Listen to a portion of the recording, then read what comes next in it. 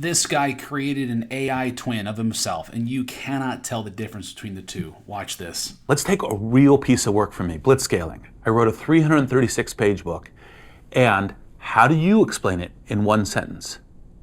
To a smart person, to a 5-year-old, well, for the Star Trek fans, in Klingon, and as Jerry would explain it in Seinfeld.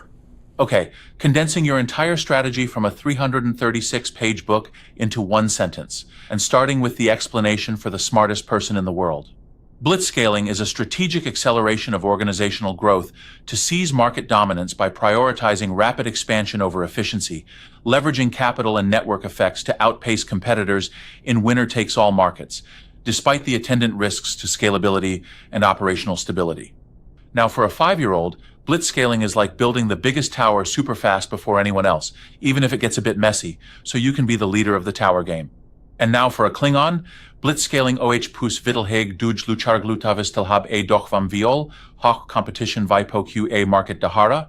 And finally, like Jerry, in a Seinfeld episode, blitzscaling, it's when a company decides to floor it on the highway of business, ignoring the speed limit, racing to be the first to that big golden market share in the sky, all while hoping they don't run out of gas or, hit a tree. It's like, who cares if we're burning cash like it's a bonfire? We're getting to the front of the line, baby.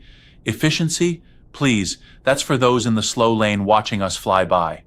Let's take a real piece of work from me, blitzscaling. I wrote a 336-page book, and how do you explain it in one sentence? Wow, crazy. Part of me is like, this is amazing. This is just absolutely amazing. I'm blown away.